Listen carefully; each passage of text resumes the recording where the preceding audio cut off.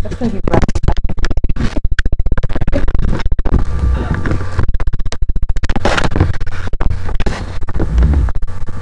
Hello.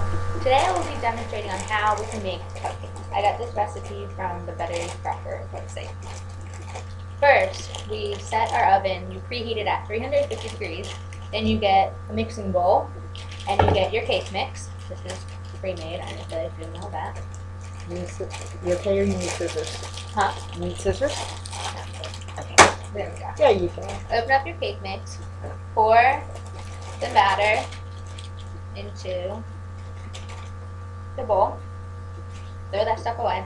I already had a pre-made container, 1 cup and a quarter cup of water and a 1/3 cup of vegetable oil. You can pour this into your batter. It's also smart if you kind of get your whisk and you kind of clamp down on all the lumps, because that's disgusting. And you open this up, pour it in.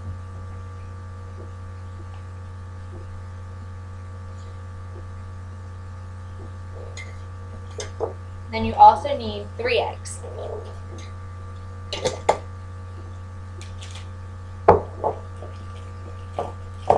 Be careful when you're cracking the eggs because you don't want shells in your cupcake batter.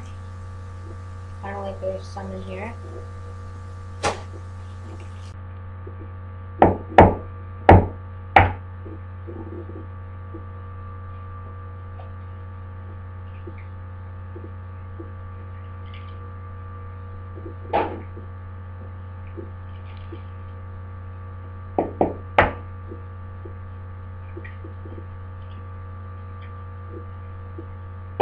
And as you can see in the bowl, there's your mixture. Kind of lump it down like this. Get all the yolks. I popped the yolks before because it just makes the mixture easier to mix for me. Usually most people have a blender and that's easy to mix, but if you're going to use a blender, don't use it on high because it goes everywhere. So you stir this up. Usually do about 50 turns once you can get all the lumps.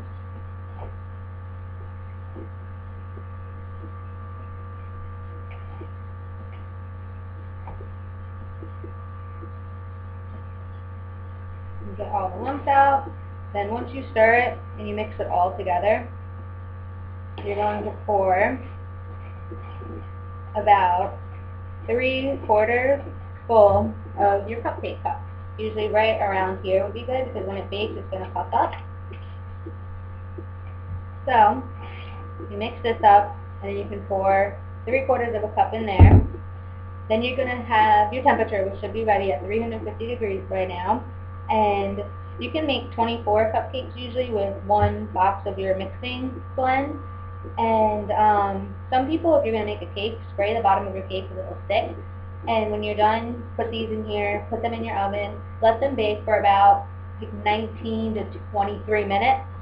And I also read too, with your cake mix from Betty Crocker's cookbook, if you add like a pudding cup, doesn't matter if you're a snack pack, whatever, if you add 1 cup into the pudding mixture, it makes the cake like really, really moist. But make sure you stir it all the way around together so that way it's all even throughout the cake. You don't have 1 cup baked that's solid pudding and the other one that's a little bit of a half and half type thing. So once you put your cupcake into the oven, you let them bake for 19 to 23 minutes, and then they will come out and they will be looking like this. So once you let them cool, I let them cool for over an hour. Then you can get your frosting, either vanilla or chocolate. Then you get a knife, get a little bit of chocolate or a lot, I don't care, and get your cupcake. Once it's been cooled, I would cool it for about an hour so that way you know it's thoroughly cooled. You put the whole thing on top and then you scoop it all the way around so that you get all the edges, and leave a little bit of a high top in the middle of it to show that's kind of a little bit of a cake and it's more frosting. And there's your cupcake. Well done. So, any questions?